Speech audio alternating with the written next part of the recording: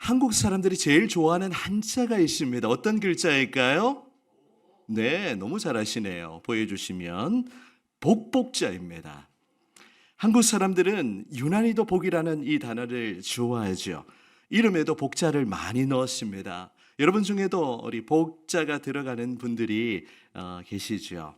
이전에는 집으로 들어가는 대문에도 복자를 크게 새겨 놓았고, 또 이불과 베개에도 복자를 넣었죠. 또 심지어는 숟가락과 젓가락에도 복자를 새겨 놓았습니다. 새해 인사도 무엇이죠? 복 많이 받으세요. 진짜 복 좋아하는 것 같아요.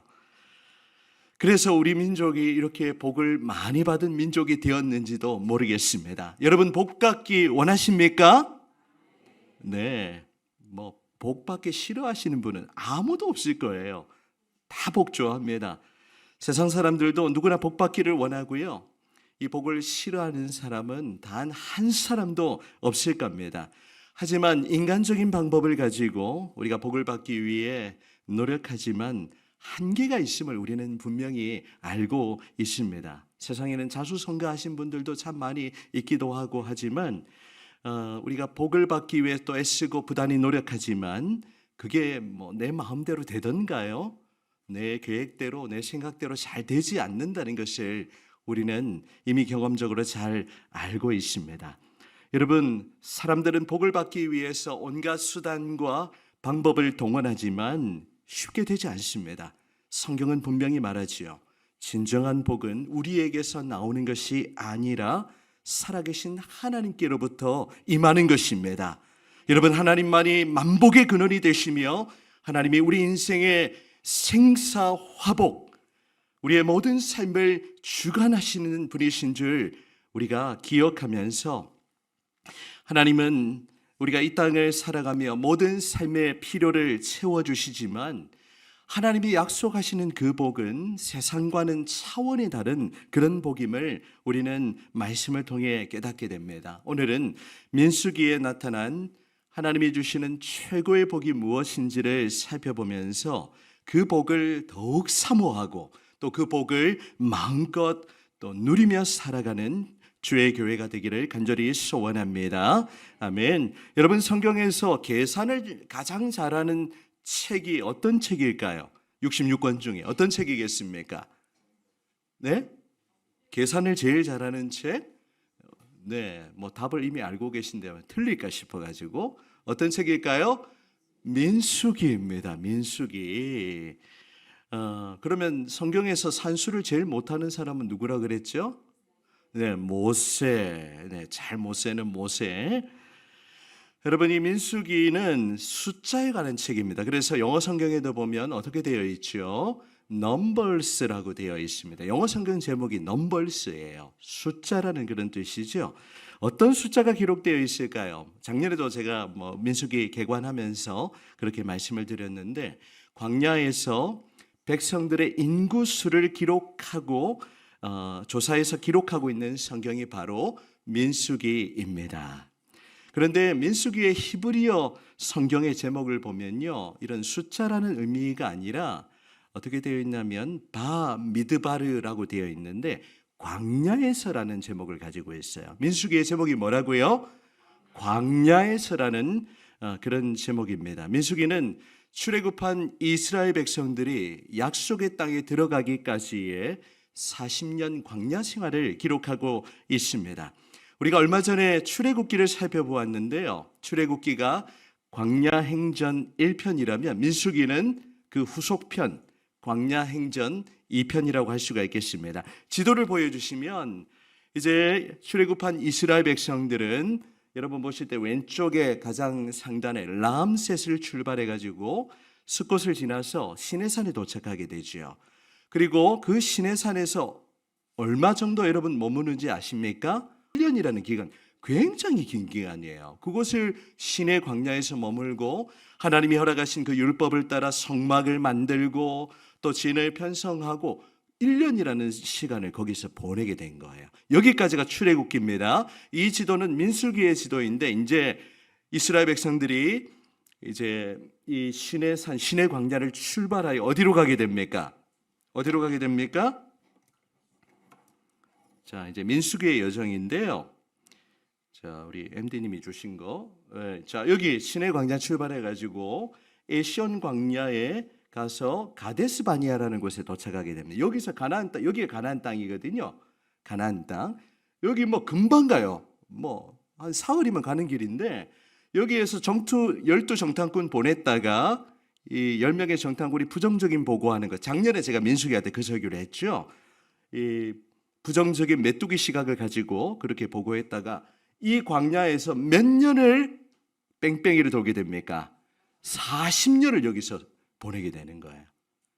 그래서 그 과정을 기록하고 있는 성경이 무엇입니까? 민수기라는 거예요. 그래서 결국에 이제 민수기 이제 40년 보내고 나면 모압 땅에 도착하는 그 내용까지 민수기에 기록이 되어 있습니다. 자, 민수기의 핵심 바이블 키가 있다면 우리 토요일마다 지금 바이블 키 하고 있는데요. 한 단어를 기억하시면 민수기를 쉽게 이해할 수 있어요. 어떤 단어일까요? 민수기의 핵심 바이블 키는 같이 한번 따라해 보실까요? 방황입니다. 뭐라고요? 방황. 이스라엘 백성들이 여호와의 말씀에 불순종하다가 40년 동안 광야에서 뺑뺑이 도는 것, 40년 동안 방황한 것을 기록한 성경이 바로 민수기예요. 이해되시죠? 네, 제 설명이 쉽습니까? 어렵습니까? 네, 쉬우십니까? 네. 그래서 여러분들이 이번 주간 우리가 민수기 읽기 때문에 이런 배경만 기억해도 민수기 내용을 우리가 쉽게 읽어 나갈 수가 있습니다. 이제 출애굽한 1세대는요. 광야 40년 방황하면서 여호수아와 갈렙을 제외하고는 모두 광야에서 죽음을 맞이했습니다.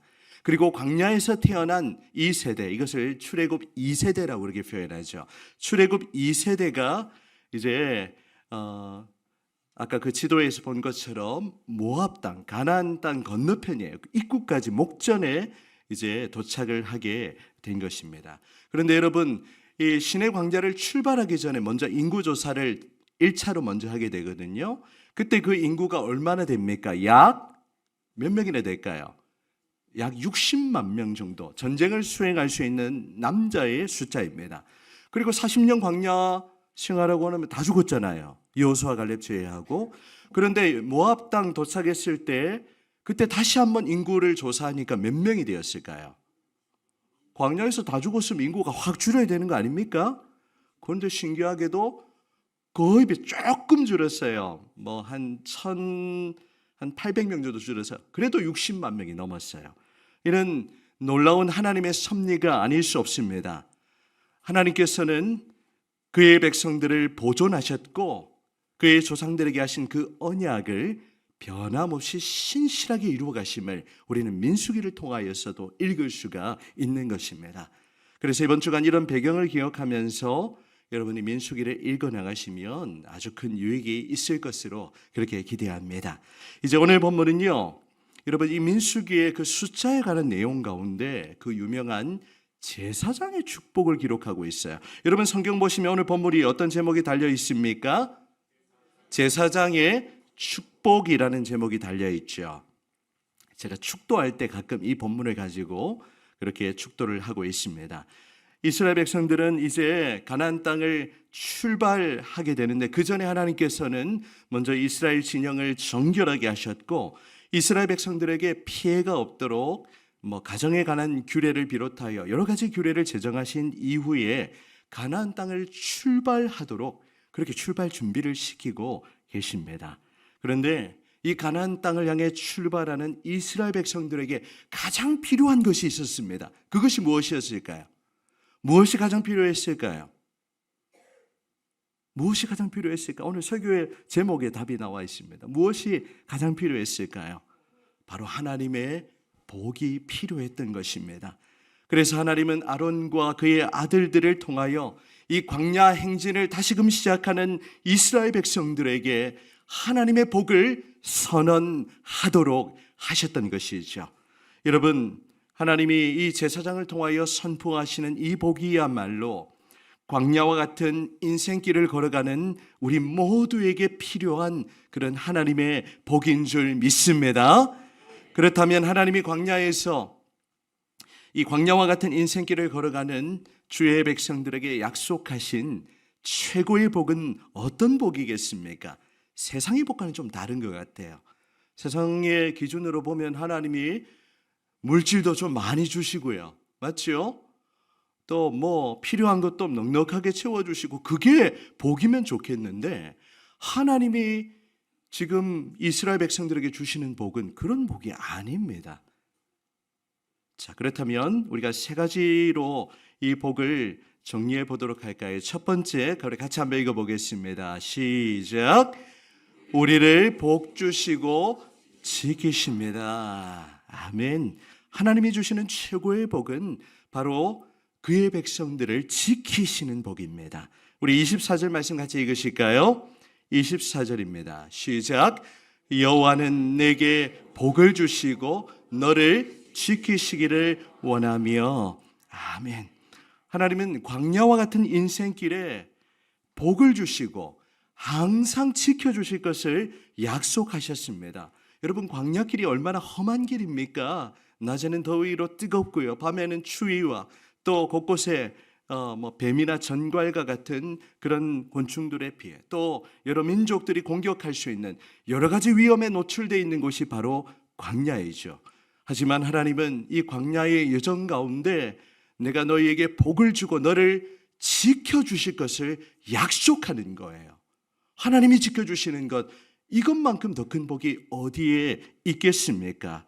여러분, 이 구절에 지킨다는 단어의 원문의 뜻을 보면요, 둘레로 가시 울타리를 쳐서 보호해 주신다는 그런 의미입니다. 하나님은 실제로 불기둥, 구름기둥으로 이 광야의 이스라엘 백성들, 이 신약 성경 사도행전에 보면 광야 교회라고 표현하고 있죠. 하나님은 구약의 광야 교회를 지켜 주셨습니다. 그런데 이스라엘 백성들을 지키시는데 말로만 지키신 게 아니에요. 아주 세심하고 철저하게 그렇게 이스라엘 백성들을 보호하시고 보존하시며 모든 관심과 정성을 기울여서 그들의 일거수일투족을 지켜주셨다는 의미입니다. 여러분, 하나님의 눈은 늘 자기 백성들을 향하고 그분의 눈동자는 우리를 지키시고 보호하신다는 사실을 믿으시기를 바랍니다. 하나님이 우리를 이 광야와 같은 인생길에 지켜주신다고 약속하세요. 이것이야말로 가장 큰 복이 아니겠습니까? 그래서 성경 곳곳에는 이 하나님이 백성들을 지키실 때 그냥 지키는 게 아니고 눈동자같이 지키신다는 그런 약속이 기록되어 있어요. 신명기 32장 10절 말씀 같이 읽어봅니다. 시작. 여호와께서 그를 황무지에서 짐승이 부르짖는 광야에서 만나시고 호위하시며 보호하시며 자기의 눈동자같이 지키셨도다. 아멘. 하나님이 어떻게 지키신다고요? 눈동자같이 지키신다. 여러분, 눈동자가 무엇입니까? 눈동자가 무엇입니까? 예? 볼 수 있도록 하는 우리의 눈이죠, 눈. 우리 눈은 얼마나 소중한지 몰라요. 앞이 보이지 않으면 그것만큼 힘든 일이 더 없을 것 같습니다. 이 하나님이 우리를 눈동자같이 지키신다는 말씀은 눈앞에서 항상 지키신다는 하나님의 눈이 늘 주목하고 있다는 그러한 의미도 있지만 이 단어의 뜻을 살펴보면요, 눈에 넣어도 아프지 않을 만큼 사랑스러운 존재라는 그런 뜻을 담고 있어요. 아마 부모님 되시는 분들, 우리 사랑하는 자녀 손주들 보면 눈에 넣어도 아프지 않을 것처럼 그렇게 느끼실 것입니다. 마치 그 부모님의 사랑처럼 하나님은 늘 우리를 주목하시고, 여러분 눈동자 보세요. 눈동자에 손을 올리면 손이 움직이는 대로 눈동자가 굉장히 민감하게 반응하죠. 그렇게 하나님의 백성인 우리를 그분의 완벽한 사랑으로 그분의 완벽한 사랑으로 지키시고 돌보시고 보호해 주시는 줄 믿습니다. 그것이 하나님이 우리를 지키신다는 의미이죠. 요즘 저희 첫째가 대학생활을 시작했습니다. 없으니 가는 이야기입니다. 뭐 있으면 아마 또 이런 얘기하면 난리 날 거예요. 이제 개학하고 첫 주가 이제 조금 지나가고 있는데 3주차를 맞이하게 되는데 이제 대학 생활이 궁금하잖아요. 그러니까 아빠로서 어떻겠습니까? 야가 잘 하고 있는지 궁금하잖아요. 그래서 아침에 카톡 보내고 또 좀 이따 또 뭐 아침 먹었는지 카톡 보내고 또 수업 잘했는지 보내고 처음에는 답장하더니 제가 계속 보내니까 답장 안 해버리는 거예요. 그 나중에 엄마한테 제발 연락 좀 하지 말라고 얘기해 주지 마세요. 여러분 부모의 마음이 그렇지 않습니까? 자녀가 어떻게 대학생활 잘하고 있는지, 어떻게 밥은 잘 먹고 있는지, 수업은 잘하고 있는지 늘 그냥 그것에 관심을 기울이고 그렇게 하는 거죠. 그게 하나님이 우리를 지키신다는 의미예요. 하나님은요, 여러분의 그 힘든 마음 알고 계십니다. 여러분이 지금 어떤 상황에 있는지, 또 어떤 마음에 어려움이 있고 어떤 기도의 제목이 있는지 하나님이 다 주목하여 보고 계세요. 여러분의 육신적인 연약함도 알고 계시고요. 그럼에도 불구하고 하나님은 여러분을 지켜주시겠다고 약속하십니다. 그것도 그냥 지키는 것이 아니라 눈동자처럼 그렇게 하나님의 사랑으로 우리를 보듬으시고 저와 여러분을 지켜 보호해 주시는 줄 믿습니다. 우리 시편 17편 8절 말씀도 같이 읽어보실까요? 다윗의 고백입니다. 시작. 나를 눈동자같이 아멘. 여러분 하나님께서 이 광야와 같은 인생길 나를 눈동자같이 지키시고 주님의 날개 그늘 아래 감추시고 보호하시고 우리의 이 광야와 같은 삶을 항상 지키시고 보호하신다는 사실을 기억하시면서 이번 한 주간도 이 하나님이 우리를 지켜주신다는 어떻게 보면 이미 알고 있는 내용이지만 우리가 그것을 누리지 못할 때가 참 많이 있는 것 같아요. 날마다 하나님의 보호하시는 이 복을 누리며 살아가시는 저와 여러분이 되시기를 간절히 소원합니다. 아멘. 두 번째 복은 무엇이겠습니까? 같이 읽어보실까요? 시작. 우리에게 은혜 베푸시기를 원하십니다. 아멘. 하나님이 주시는 최고의 복은 바로 은혜이죠. 우리가 은혜라는 단어를 얼마나 많이 사용하는지 모릅니다. 우리 25절 말씀 같이 읽어보실까요? 25절 시작. 여호와는 그의 얼굴을 내게 비추사 은혜 베푸시기를 원하며 아멘. 하나님은 우리에게 그 얼굴을 비추어 주셔서 은혜 베푸시기를 원하신다고 약속하고 계십니다. 이 시간 예배하는 여러분 한 분 한 분에게 우리 하나님이 그 얼굴빛을 비추시고 여러분에게 은혜를 그냥 베풀어 주시는 것이 아니라 그 은혜를 부어 주시기 원하세요. 마치 폭포수와 같이 그 은혜를 우리의 심령 가운데 쏟아 부어 주시기를 원하는 것입니다. 그런데 각 사람이 받는 은혜는 다르죠. 우리의 심령의 상태에 따라 또 예수님의 말씀처럼 우리 밭이 어떠한가에 따라서 각 사람이 받는 은혜는 참 다른 것 같습니다. 마음이 닫혀 있고요, 강박해져 있으면 은혜를 누릴 수가 없어요. 이렇게 하늘에서 폭포수 같은 은혜가 부어지는데 여러분 이게 만약에 뒤집어져 있으면 그 은혜를 담을 수 있습니까? 없습니까? 담을 수가 없어요. 여러분의 마음을 활짝 여시기를 바랍니다. 여러분의 마음 가운데 거리끼는 마음들을 우리가 그래서 회개하고 십자가의 보혈을 의지하는 거예요. 여러분이 은혜 베푼다는 단어의 뜻을 살펴보면 윗사람이 아랫사람에게 호의를 베풀기 위해서 몸을 구부린다는 그런 뜻이 있습니다. 은혜 받을 만한 자격이 없고 권리가 없는 사람에게 은혜를 베풀어 주시는 그 모습을 의미하는 것이죠. 하나님은 죄인인 우리 인생에게 은혜 베풀어 주시기를 원하십니다. 자격 없는 우리에게 은혜 받을 만한 그런 무언가 내세울 것이 없는 그런 우리에게 하나님은 값없이 은혜를 베풀어 주시기를 원하시는 것이죠. 이 하나님이 우리에게 주시는 최고의 복 바로 은혜입니다. 여러분 이 하나님의 은혜는 우리가 신약과 연결해서 생각해 보면 이 죄로 말미암아 이미 죽었던 그런 우리를 다시 살려주시는 그 하나님의 끝없는 사랑과 자비를 의미하는 것입니다. 하나님의 그 최고의 사랑, 그 은혜가 바로 무엇입니까? 십자가의 은혜이죠.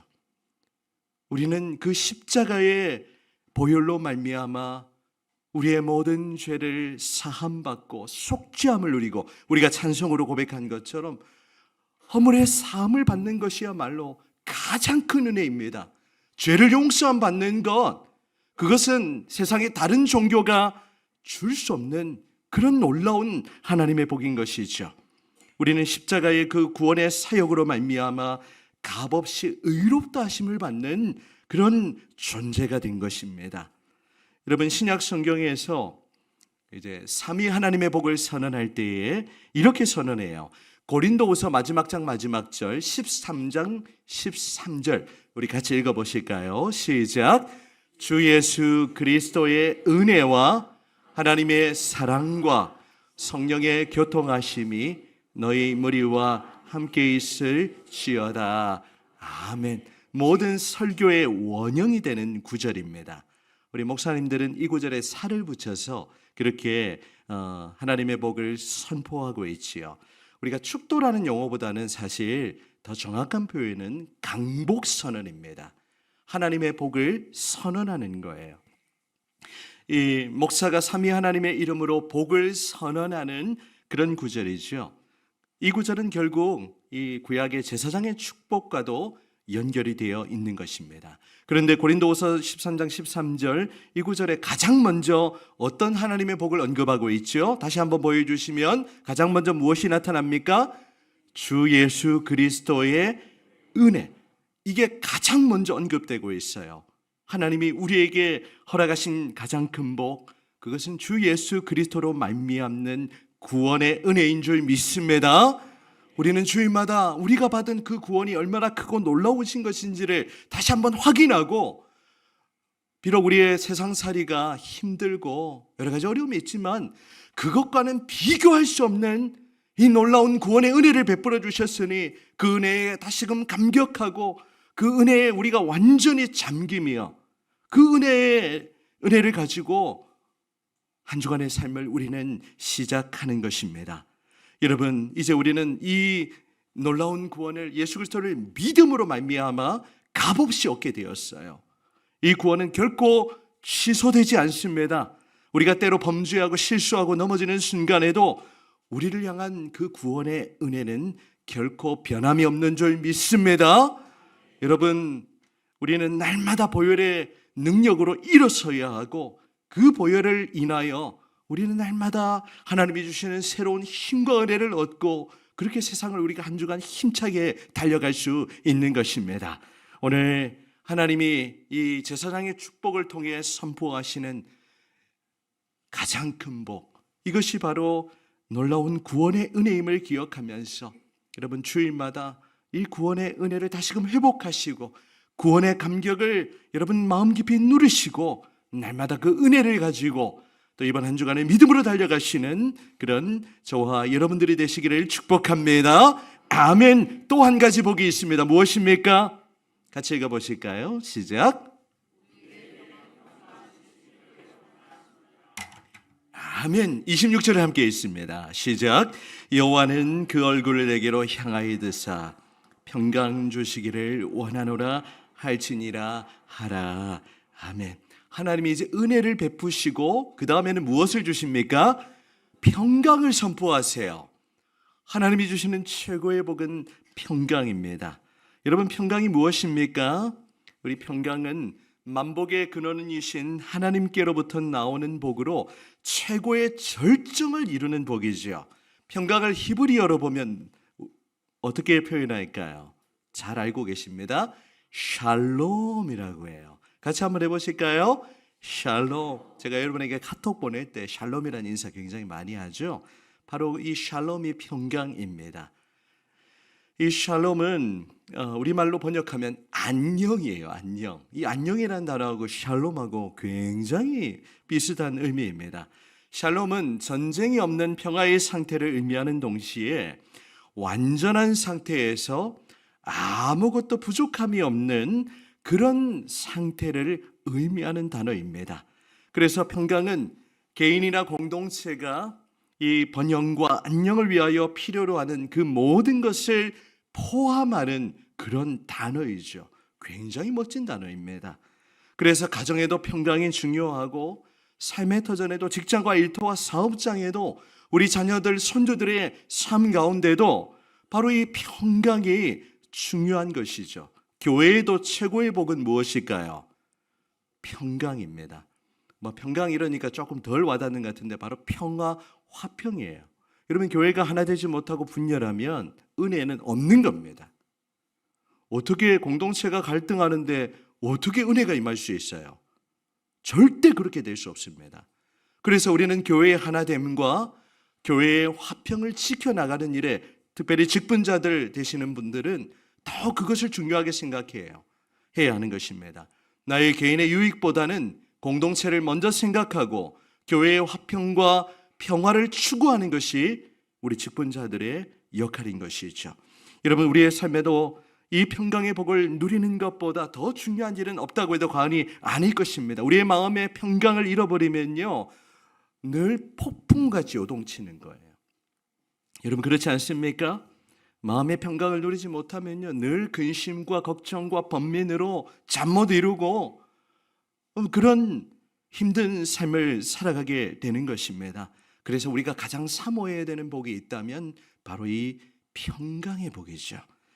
바울은 데살로니가 교회를 향한 편지를 마무리하면서 이렇게 기도하고 있습니다. 데살로니가서 3장 16절 말씀 같이 읽어보도록 하겠습니다. 시작. 평강의 주께서 친히 때마다 일마다 너희에게 평강을 주시고 주께서 너희 모든 사람과 함께 하시기를 원하노라. 아멘. 평강의 주께서 친히 때마다 일마다 평강 주시기를 그렇게 기도하고 있지요. 저도 동일하게 여러분들을 위하여 그렇게 기도합니다. 여러분들이 세상 가운데 살아가실 때 평강의 주께서 여러분이 하는 모든 일마다 때마다 그렇게 평강 주시기를 간절히 기도합니다. 여러분, 이 평강의 복을 사모하셨으면 좋겠어요. 이번 한 주간도 하나님이 우리에게 주시는 최고의 복이 바로 평강임을 기억하면서 우리의 삶 속에서 때마다 일마다 이 하나님의 평강을 누리며 살아가시는 여러분들이 되시기를 축복합니다. 여러분, 궁극적으로 이 복을 주시는 분은 누구이십니까? 하나님이시죠. 제사장이 이 복을 선언하지만 이 복을 주시는 분은 살아계신 하나님이십니다. 하나님이 복의 근원이라는 것을 잊지 마셔야 돼요. 그래서 하나님은 모세에게 이렇게 명령하십니다. 27절, 그들은 이같이 내 이름으로 이스라엘 자손에게 축복할지라. 같이 읽어보실까요? 내가 시작. 내가 그들에게 복을 주리라. 아멘. 우리의 인생에게 복을 주시는 분은 제사장이 아니에요. 목사가 복 주는 게 아니에요. 그냥 복을 여러분을 위해서 기도해 드리는 거지, 제가 여러분에게 복을 막 드리고 싶지만 그런 능력이 저에게는 없어요. 우리에게 복 주시는 분은 하나님이십니다. 그래서 우리의 모든 포커스는, 우리의 시선은 하나님께 집중이 되어야 하죠. 이 민수기 6장 이 제사장의 축복은요, 제가 서두에도 언급했지만 가끔 축도할 때 사용하는 본문입니다. 이 축복은요, 제사장의 축복이지만 신약의 그 예배에서도 얼마든지 사용될 수가 있고, 특별히 우리 교회가 속한 이 고신총회 헌법의 예배 지침에 보면 이 축도의 샘플로 고린도후서 13장 13절과 또 민수기 6장의 제사장의 축복을 그 모델로 제시하고 있습니다. 구약에 능통했던 사도 바울 역시 이 제사장의 축복을 기억하며 교회에 보내는 편지마다 은혜와 평강을 선포하고 있어요. 그래서 제가 설교 서두에 늘 이 은혜와 평강을 선포하죠.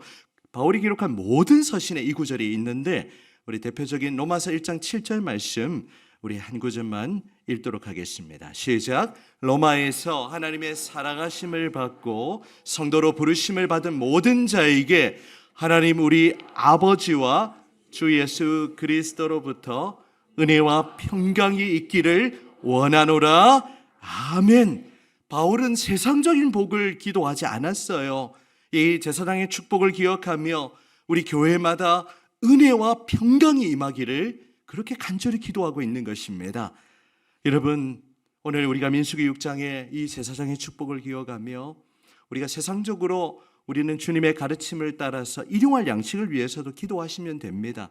그것이 나쁜 것이 아니고 기복신앙이 아니에요. 우리의 삶은요, 다 긴밀하게 연결되어 있고 균형을 이루어야 됩니다. 너무 극단적인 그런 신앙에 빠지지 않아야 되고, 그래서 우리의 삶의 필요를 놓고 여러분 마음껏 기도하세요. 주일 예배 오면 또 하나님의 치유를 간구하며 기도하시고, 또 여러 가지 삶의 문제들을 놓고 기도하셔야 돼요.